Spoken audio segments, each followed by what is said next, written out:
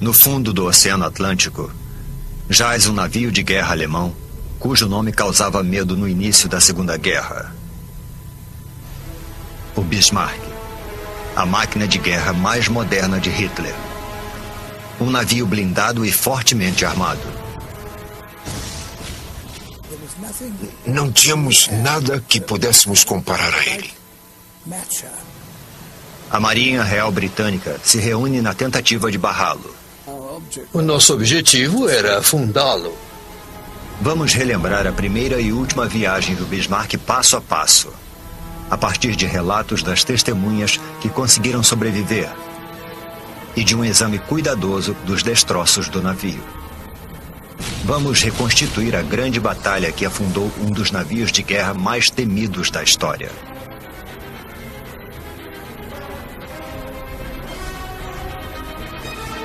O encouraçado Bismarck, 60 anos depois. Versão brasileira, Bravo Studios. 19 de maio de 1941. Bismarck, o gigantesco encouraçado nazista, parte da Alemanha, acompanhado pelo cruzador Prinz Eugen. A missão secreta chamada de Operação Exercício do Reno é adentrar o Oceano Atlântico e afundar navios britânicos e aliados. Sob o comando do almirante Gunther Lütjens e do capitão Ernst Lindemann, a tripulação de 2.000 marinheiros alemães do Bismarck iniciou a viagem inaugural do moderno supernavio. –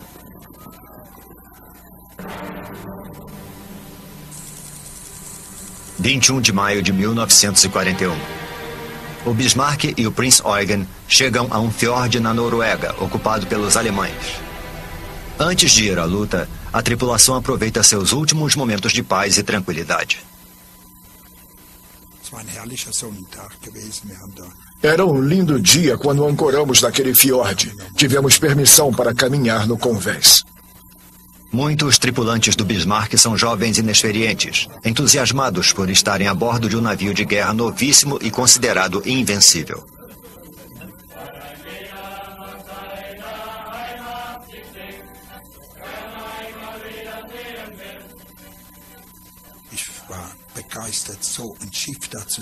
Eu estava empolgado. Todo mundo pensava que aquele navio nunca ia afundar. Ele era imenso e tinha muito armamento.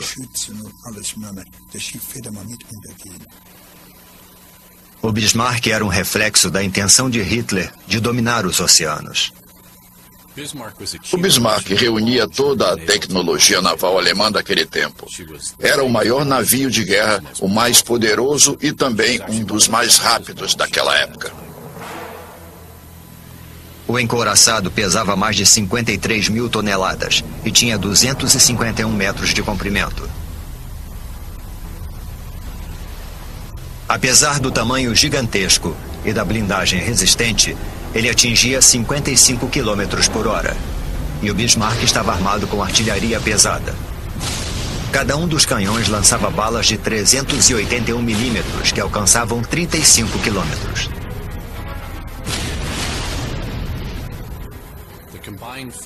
O poder de fogo total do Bismarck, com os 8 canhões calibre 380 disparando juntos, era capaz de lançar ao todo quase 7.000 quilos de aço no inimigo.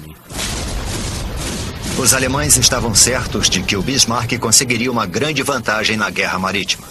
O que eles não sabiam era que o novo encouraçado os aguardava. Manhã de 21 de maio de 1941. Os tripulantes do Bismarck aguardam ordens para dar início à missão secreta, ocultos na escuridão, mas ficam arrasados com o que observam no céu.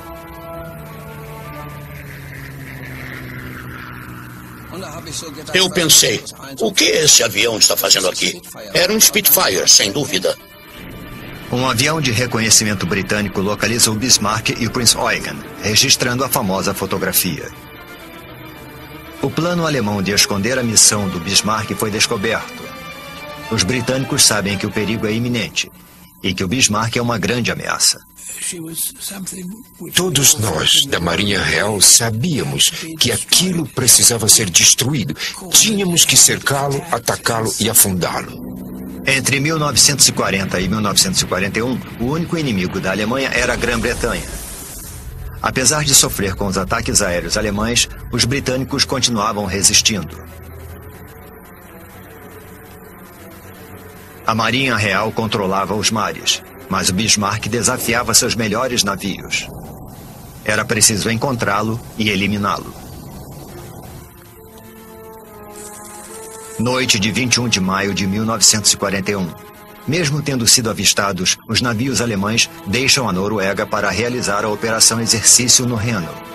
Antes da viagem, o Prinz Eugen enche os tanques de combustível. O Bismarck não faz o mesmo. Mais tarde, a Alemanha vai se arrepender dessa decisão. 60 anos depois, a 965 quilômetros do litoral da França, uma equipe internacional prepara os primeiros mergulhos tripulados até o Bismarck.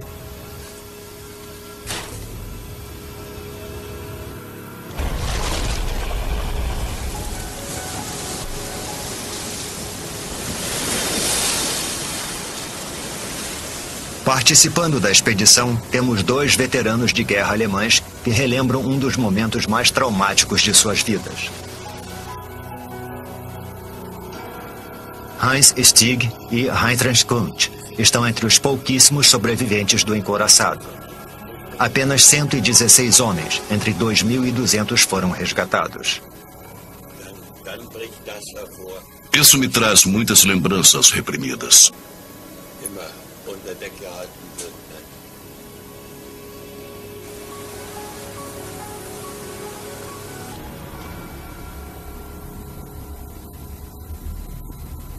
Os submarinos tocam o solo a quase 4.800 metros de profundidade.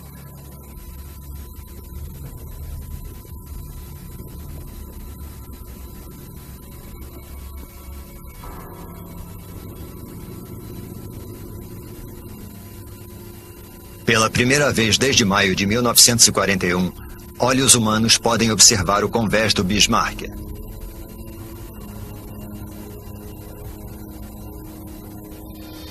Os submarinos vão explorar os restos do naufrágio, de proa a popa, por até 12 horas, até que a escassez do oxigênio e da eletricidade obrigue a equipe a voltar.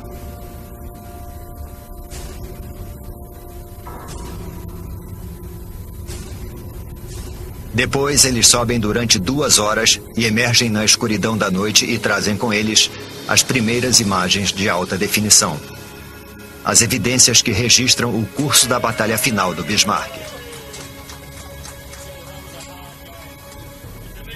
Na manhã seguinte, no barco da expedição, os veteranos do Bismarck dão um mergulho virtual rumo ao passado. Prontos? Estamos. Heinz Stig e Heinrich Kundt observam o que restou do Bismarck. Que filmagem maravilhosa. Olha isso aqui. As imagens os levam de volta ao momento de má sorte e decisões equivocadas que decidiram o destino do navio. A começar pela saída apressada da Noruega. Noite de 21 de maio de 1941. Além de não abastecerem antes da saída apressada do fiord, os alemães deixam de finalizar outros procedimentos. 2 motivos podem explicar a pressa para levar o Bismarck ao mar. O primeiro é que o almirantado esperava que as noites longas do Ártico ocultassem a saída para o Atlântico. No mês de maio, as noites são mais curtas e o tempo estava se esgotando. Cientes da tentativa alemã de chegar ao Atlântico, 2 cruzadores britânicos ficaram a postos no Estreito da Dinamarca, um dos possíveis corredores para o Atlântico. Em 23 de maio, eles avistaram os navios alemães. Quando o Bismarck encontrou os cruzadores Suffolk e Norfolk no Estreito da Dinamarca, ele disparou as armas de maior calibre nos 2 navios. Isso destruiu a antena principal do radar. Pela primeira vez na viagem inaugural, o poderoso navio de guerra ataca, mas fere a si próprio. Instalada às pressas, a antena dianteira do radar não suporta o impacto do armamento poderoso do navio. Agora, o funcionamento do radar foi gravemente prejudicado. Isso fez o Bismarck e o Prinz Eugen inverterem suas posições. Não detectado pelos britânicos, o Prinz Eugen, com todos os radares intactos, assume a liderança. Enquanto isso, navios britânicos se aproximam pelo sul. O novíssimo navio de guerra Prince of Wales e o navio capitânia quase mítico da Marinha Real, o Hood. O passado vitorioso do cruzador de 1918 lhe rendeu o apelido de Poderoso Hood. As pessoas achavam que o Hood nunca afundaria. Nenhum navio é indestrutível, mas as pessoas criaram essa fantasia. Com Suffolk e Norfolk em seu encalço, os navios alemães rumam para o Oceano Atlântico e para a primeira batalha. A bordo do Prince of Wales são feitos os preparativos. Nós conseguimos detectar a posição e o curso do Bismarck e pudemos calcular a hora exata da manhã em que o encontraríamos. É claro que é muito emocionante saber que você vai ter uma batalha terrível às 5h30. Se não me engano, o confronto ocorreu nessa hora. Às 5h35, o Prinz Eugen, seguido pelo Bismarck, avista os dois navios britânicos no horizonte.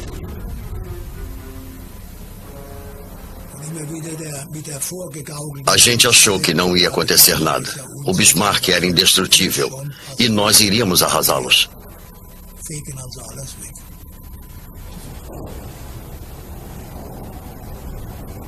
Bismarck e o Poderoso Hood, dois navios capitânias inimigos que se enfrentam.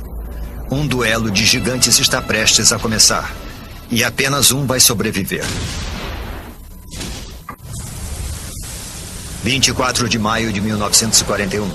O cruzador Hood e o couraçado Prince of Wales estão a postos no lado oeste do Estreito da Dinamarca, preparados para o ataque ao Bismarck e o Prinz Eugen.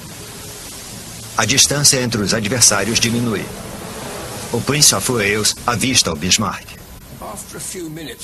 Após alguns minutos, de repente, vimos o mastro aparecer. Aquele momento foi muito emocionante. Depois do mastro, surgiu uma grande viga. Logo depois, a chaminé começou a aparecer. Aos poucos, o Bismarck inteiro pôde ser visto. Mas o cruzador britânico cometeu um erro fatal.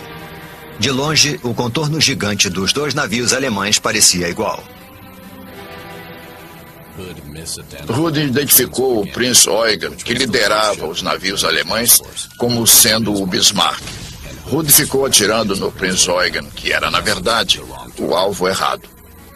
Atrás do Prinz Eugen, o Bismarck se prepara para agir e coloca os navios britânicos sob a mira. A primeira salva da artilharia é disparada contra o alvo certo. O Bismarck ajustou o alvo quase imediatamente. Mesmo sem um radar, o sistema sofisticado de ajuste do alvo funcionou com perfeição.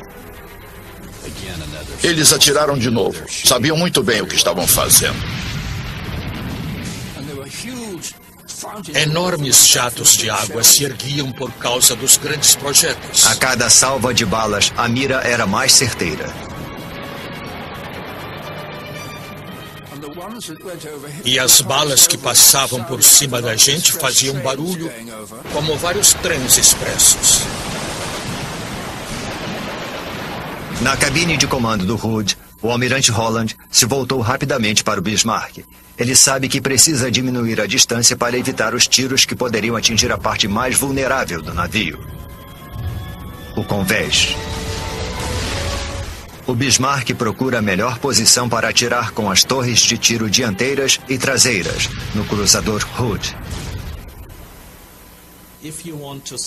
Para conseguir acertar 3 tiros, eles tinham que lançar cerca de 100 balas no ar. Encouraçados e cruzadores são blindados nas laterais, mas o Hood era mais vulnerável, porque a blindagem abaixo do convés era mais fina. Agora ele estava na mira perfeita para o ataque do Bismarck.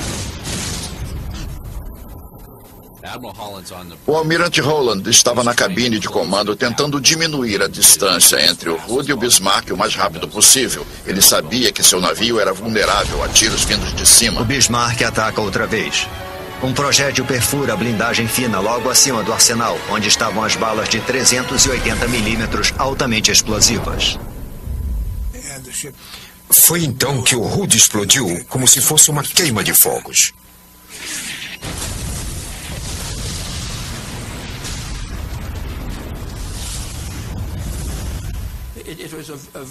Aquilo foi um impacto muito grande. Pensando bem, deve ter sido o maior choque que recebi em toda a guerra.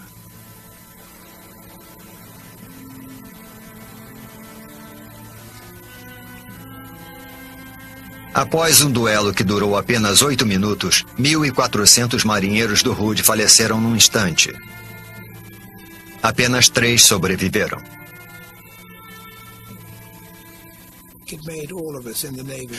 Aquilo fez todos nós da Marinha querermos ainda mais deixar o Bismarck finalmente encurralado e a qualquer preço. Foi uma grande vitória para a Alemanha. Mas durante a batalha, o Prince of Wales acertou um tiro que mudaria o destino do Bismarck. Um projétil de 35 centímetros de um canhão principal atravessou a proa do Bismarck, perfurando um tanque de combustível e permitindo a entrada da água. A bala atingiu o Bismarck perto do convés e abriu um orifício de saída enorme próximo à linha d'água do lado oposto. A tripulação do Bismarck percebeu o dano e suas graves consequências ameaçavam os alemães.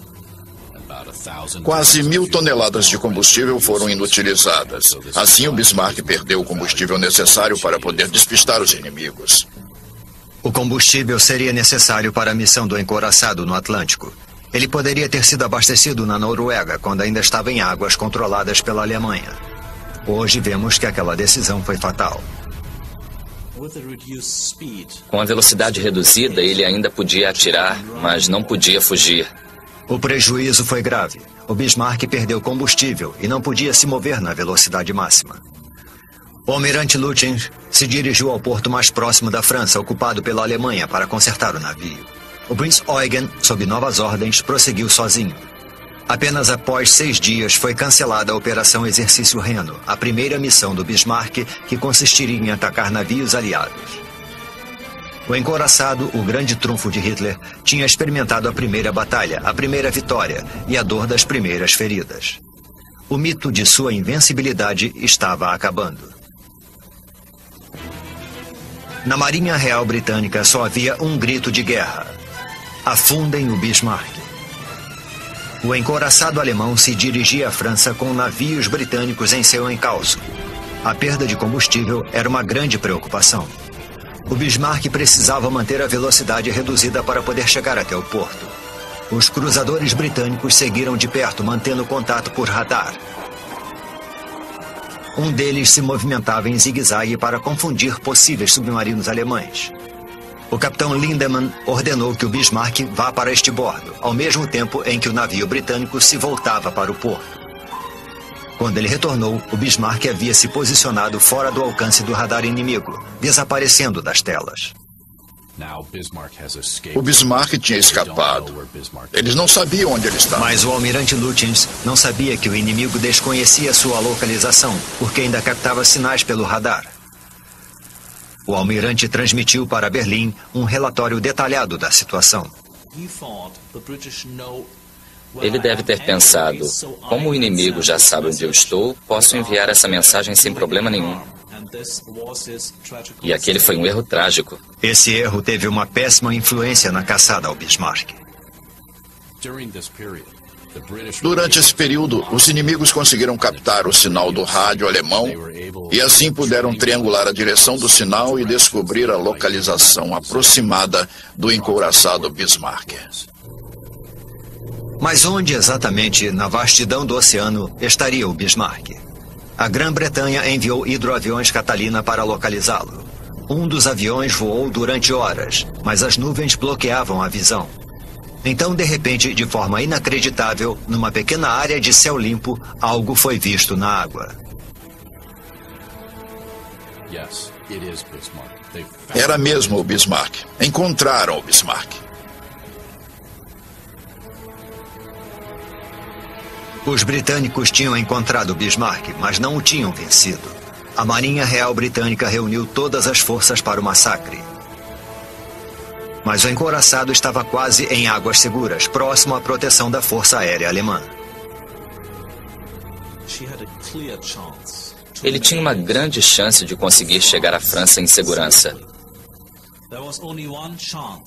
A Grã-Bretanha só teria um modo de impedir o Bismarck. Só poderia ser com um ataque aéreo. Só uma embarcação, o porta-aviões Ark Royal, pode impedir o encouraçado. Pilotos experientes preparam os torpedeiros Swordfish para uma missão arriscada. Mas o tempo estava fechando e podia não haver combustível para alcançar o Bismarck.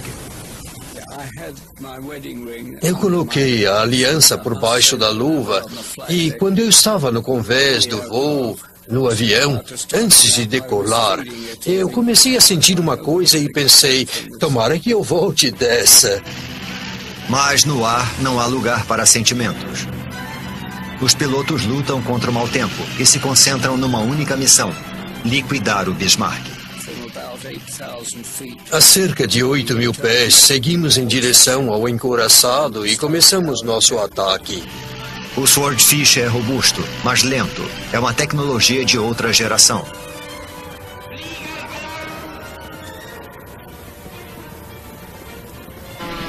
Parecia Davi enfrentando Golias. Eles vieram na nossa direção, prontos para desafiar a morte. Então nós disparamos com todas as nossas armas.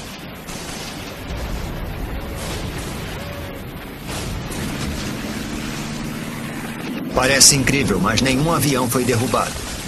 A partida apressada do Bismarck, a tripulação inexperiente e os canhões de defesa antiaérea antiquados desempenharam um papel devastador. Os canhões antiaéreos eram pesados. Lançavam balas de 105 milímetros e não podiam atirar numa altura baixa o bastante para atingir os torpedeiros, que eram bastante lentos e voavam relativamente baixo. A tripulação era inexperiente. Não recebemos treinamento para atirar em aviões vindo em nossa direção. Otto Hunt utilizava um canhão antiaéreo de 37 milímetros, que ficava um pouco acima de um canhão maior.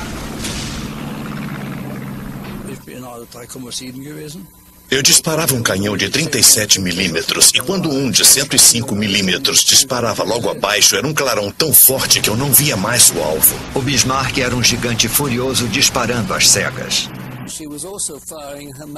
Eles disparavam com o armamento principal e nós víamos torres de água se formando à nossa frente. Se alguém voasse em direção a elas, acabaria sendo desintegrado. Os pilotos do Swordfish lançaram o carregamento mortal. Calculo que eu estivesse a uns 80 metros quando lancei o torpedo. Meu copiloto, que olhou para o lado quando nos afastamos do navio, viu meu torpedo correndo na água, porque ele deixa um rastro atrás de si. Um torpedo, talvez o de Patterson, atingiu o Bismarck no ponto mais delicado, abaixo da linha d'água, o único lugar que poderia deixar o encouraçado vulnerável. O leme, seu calcanhar de Aquiles. Acho que foi pura sorte nossa atingir aquele ponto do navio.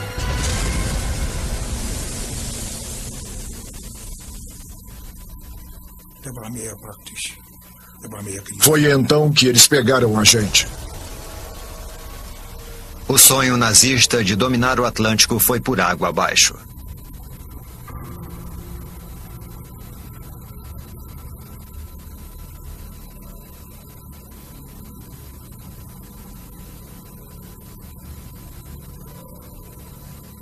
Na expedição, as lembranças tomam conta dos dois veteranos do Bismarck.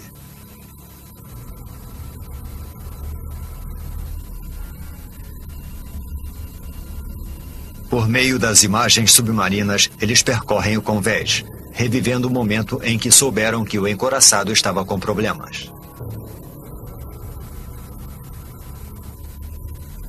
O gigante estava avariado. Para o Bismarck, a busca por um porto seguro tinha acabado. Um dos lemes estava emperrado. O vento forte impedia que o navio manobrasse e o levou na direção norte-noroeste. Não havia mais esperanças. O Bismarck ficou à deriva, esperando um ataque que aconteceria em breve. Lutyens avisou a Berlim pelo rádio e Hitler respondeu. Recebemos uma mensagem de Hitler. A nação alemã está do lado de vocês. E Lutyens respondeu. Vamos lutar até a última bala. É o fim dos homens da Kriegsmarine, a marinha de guerra nazista. Os britânicos não sabem que deixaram o Bismarck avariado, mas o curso do encouraçado mostra algo de errado.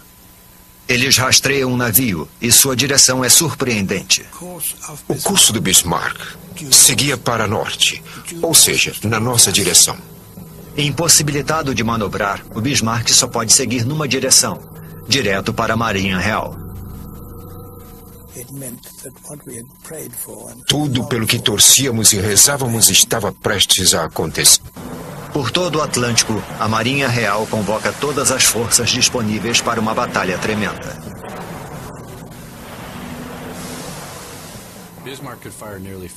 O poder de fogo do Bismarck era quase 7 toneladas de aço. Mas na batalha final, o inimigo era 5 vezes mais potente. O Prince of Wales e o King George V podiam disparar salvas de mais de 8,5 toneladas cada um. O Sheffield, um cruzador ligeiro britânico, atirava 1 tonelada de balas. O Rodney lançava quase 7 toneladas de balas no inimigo. E essas são apenas 4 das embarcações que cercaram o Bismarck. Foi então que percebemos. Minha nossa, agora estamos perdidos.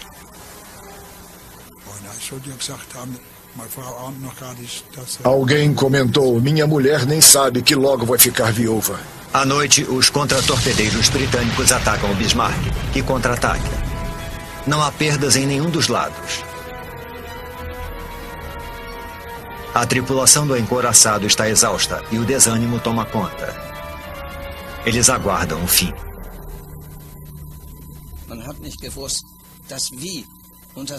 A gente não sabia ao certo como nem quando, mas sabia que aconteceria. O inimigo decidiu. O fim chegaria no dia seguinte.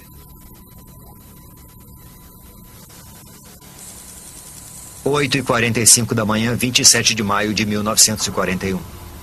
Preparado para o combate, Bismarck, o temível encouraçado alemão, surge em meio à neblina. Não sei de que cor ele era, mas parecia ser preto. Então era muito estranho e também incrível. O mito da força do Bismarck seria destruído. Às 8h47 da manhã, o Rodney abriu fogo. Imediatamente, o Bismarck contra-atacou. Mas o grande encouraçado se movia lentamente. Impossibilitado de manobrar, ele é um alvo fácil. A primeira bala atinge o Bismarck às 8h59, após 12 minutos de combate, ateando fogo à popa e avariando as 2 torres dianteiras. Ele começou a receber um tiro atrás do outro. Um tiro vindo do Norfolk atingiu a estação de controle de disparos. Isso foi logo no começo. O controle dos canhões não era mais eficiente após alguns minutos. E foi então que mudaram a forma de controle. Mas também isso não funcionou durante muito tempo. Aquilo acabou com o Bismarck, porque os alemães só podiam disparar das torres maiores com o controle local, o que é pouco eficiente comparado ao controle central. Agora, a mira de cada um dos canhões de popa precisava ser calculada. Eles atiravam livremente, mas não de modo eficaz. O Bismarck continuou sendo atingido. A quase 4.700 metros de profundidade, destroços de aço retorcido comprovam o prejuízo. As centrais de controle de disparos foram arrancadas do navio.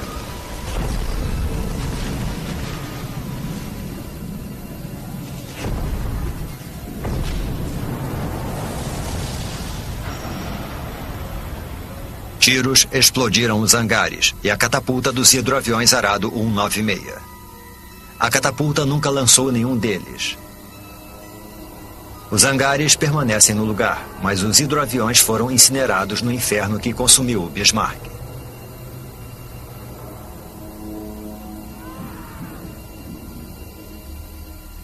O aço superaquecido liberou carbono, que alimenta as bactérias no fundo do mar. Elas literalmente comem os restos do navio, criando crostas de ferrugem que lembram estalactites. Apenas uma das torres de tiro da proa, chamada Anton, conseguia atirar. Os inimigos fizeram mais um estrago decisivo. A torre de tiro A estava fora de funcionamento. De repente, foi o mesmo com a torre B. Foi uma explosão gigantesca. A parte de trás da torre B foi arrancada. Quando outro tiro atinge a Anton, os destroços danificam a torre de tiro Bruno e matam quase todos na parte aberta da ponte. Quando o navio afundou, as torres de tiro caíram com o peso, deixando esses buracos.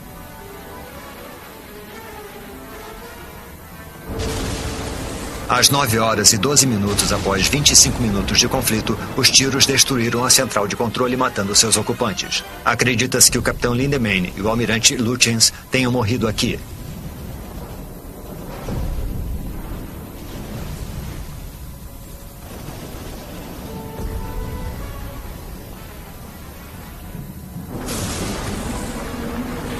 Mesmo com os líderes fora de combate, os atiradores conseguem disparar várias salvas de tiros com controle local.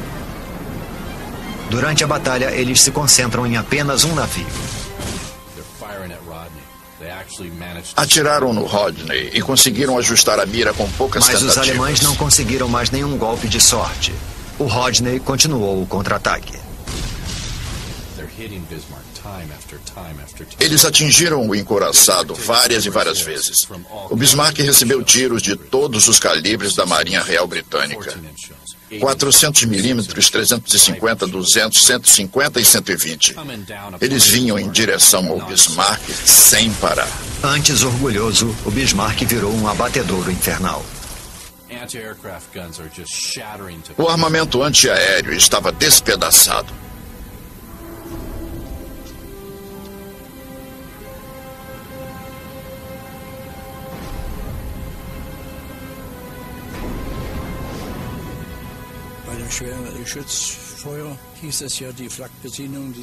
Recebemos ordens para procurar abrigo na superestrutura, mas eu achei que não seria seguro. Me escondi atrás da Torre Dora, onde antes iam parar os cartuchos vazios. Foi assim que percebi que Dora não estava funcionando.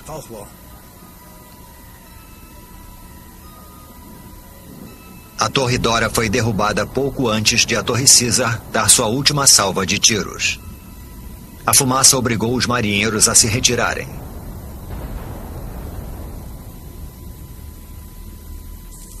(9 horas e 31 minutos de 27 de maio de 1941. Em menos de 45 minutos, todo o armamento principal do Bismarck foi silenciado. Mas os britânicos continuam a atirar, com o objetivo de afundar o Bismarck. De longe, os inimigos observam pedaços do encouraçado sendo arrancados com cada impacto. Explosões, incêndios. Foi horrível. Havia pedaços de metal voando para todo lado. O mastro principal foi atingido, tombou por cima do navio e caiu do lado de fora. Um dos guindastes foi atingido e caiu em cima da superestrutura. Uma bomba explodiu no refeitório da proa, matando cerca de 200 soldados. O massacre da tripulação dentro da superestrutura foi algo completamente inédito. Os marinheiros foram feitos em pedaços, como num grande moedor de carne. Mais ao fundo do navio, vários engenheiros, eletricistas e operadores de rádio, como Karl Kuhn, permaneciam em seus postos. Eu tinha 18 anos quando descobri o que era a guerra. Abaixo do convés blindado, eles só imaginavam o sangue e o fogo.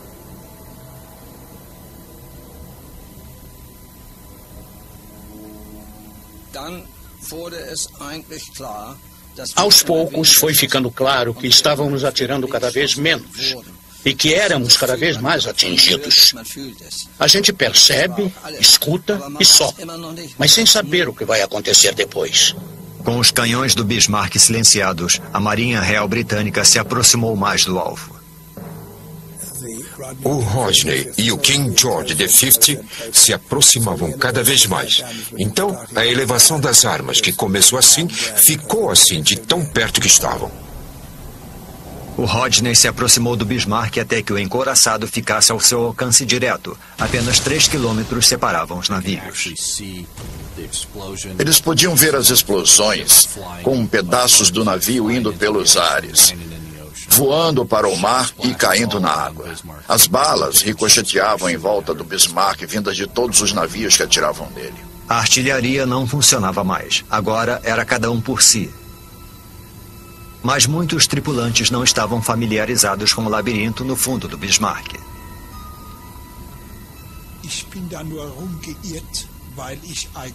Eu entrei em pânico e comecei a correr de um lado para outro, porque não conhecia todos os andares, escadas e setores.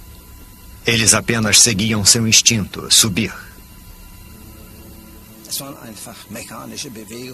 Você anda de modo mecânico, com muito medo.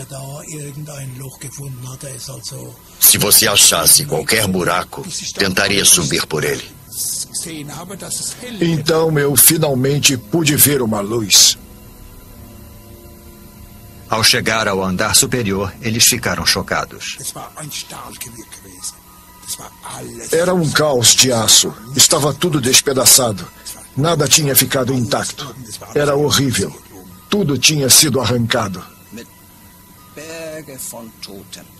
Havia pilhas de corpos.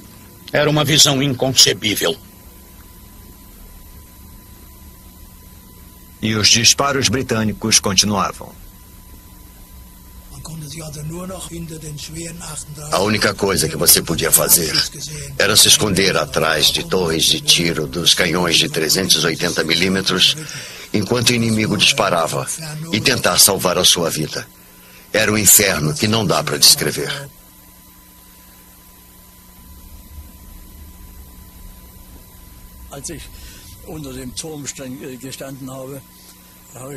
Eu estava atrás da torre e pensei em descer outra vez. Eu queria pegar a foto da minha noiva, mas acabei desistindo. Assim como o atirador Hunt, cada vez mais marinheiros procuram abrigo atrás da Torre D.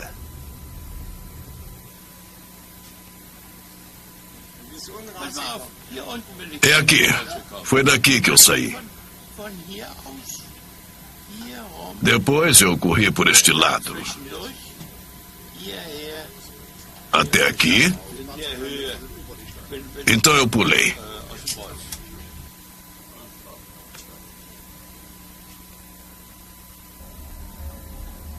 Os britânicos viam os marinheiros se jogando na água fria. Enquanto observávamos, vimos uma fileira de homens. Era a primeira vez que víamos o inimigo pessoalmente. Uma fila de homens vinha da superestrutura e corria para a lateral do navio até o convés, como limingues pulando no mar para fugir daquele inferno a bordo. Completamente avariado, o casco oscila sobre as ondas, mas o navio não afunda.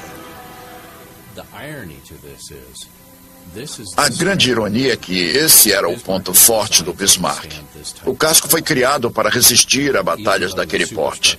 E apesar da superestrutura, dos canhões e de tudo mais terem sido destruídos e transformados em pedacinhos, o casco se mantinha firme. Apesar da situação desesperadora, os alemães não se renderam. Nenhum marinheiro alemão quer ver seu navio em mãos inimigas. Durante décadas, uma pergunta ficou sem resposta. Os britânicos aniquilaram o Bismarck ou os alemães o afundaram? Furos no casco só adiantariam o naufrágio. O navio estava destruído quando afundou. E então, não muda nada saber se eles fizeram buracos ou se foi um torpedo britânico. O casco está quase intacto, mas há pontos em que o afundamento intencional fica visível. Aqui vemos o metal retorcido de uma entrada de água aberta abaixo da linha d'água.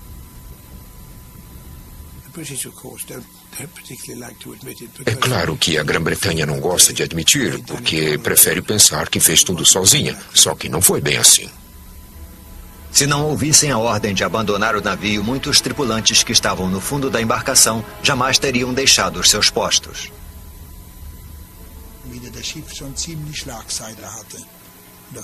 Quando o navio estava quase virando, eu acionei meu colete salva-vidas e pulei na água. A água estava muito fria e também repleta de combustível.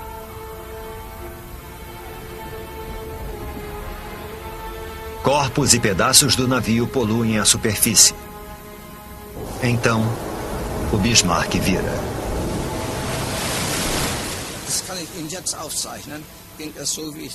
Eu poderia até desenhar. Ele afundou assim, verticalmente, pela proa. E deve ter demorado uns 5 minutos.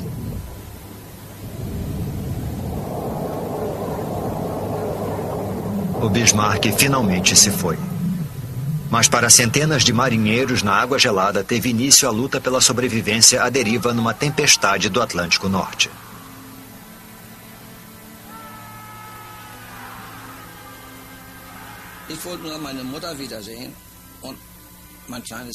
A única coisa que eu queria era ver minha mãe e a namoradinha que eu tinha na época. Não interessa como nem porquê. Você simplesmente quer aquilo. Respeitando a tradição naval, o cruzador britânico Dorsetshire recolhe os marinheiros alemães. Prestes a serem resgatados, muitos deles cometem um erro fatal. Eles nadavam em direção ao navio. Acabavam sendo empurrados pelas ondas e batiam a cabeça contra o casco.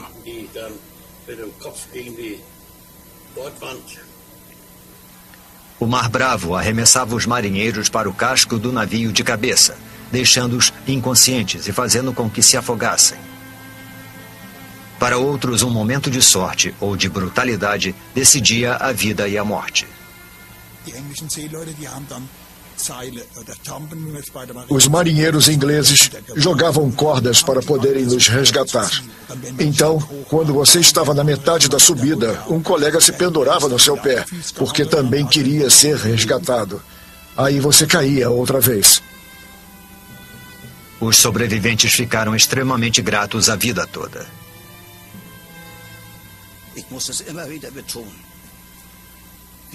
Preciso repetir isso muitas vezes. Os ingleses nos trataram como irmãos, apesar de terem atirado em nós meia hora antes. É incrível, difícil de entender. De repente foi dado o alarme de um submarino. A presença de um submarino alemão nunca foi confirmada, mas os britânicos tomaram uma decisão terrível. Para proteger a própria tripulação, o Dorsetshire segue seu caminho, deixando centenas de marinheiros alemães se afogando na água gelada. Na Operação Exercício no Reno, o triunfo e a tragédia, de uma maneira curiosa, muito curiosa, estavam bem misturados, dos dois lados. A vitória inicial dos alemães mandou um navio britânico com mais de 1.400 homens para o fundo do mar. Mas o triunfo final foi da Grã-Bretanha, quando Bismarck, com mais de 2.000 tripulantes, mergulhou nas profundezas do Atlântico. Esse foi o resultado desastroso da guerra.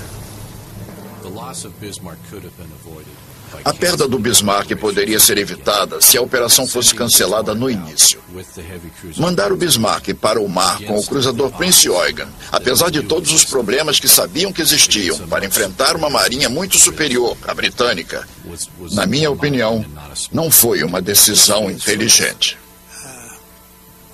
A história é cheia de se isso ou aquilo tivesse acontecido, ou se não acontecesse, mas esse foi o rumo da história. O Bismarck, a máquina de guerra tão moderna e temida de Hitler, foi derrotado após 9 dias no mar e descansará para sempre no fundo do Oceano Atlântico.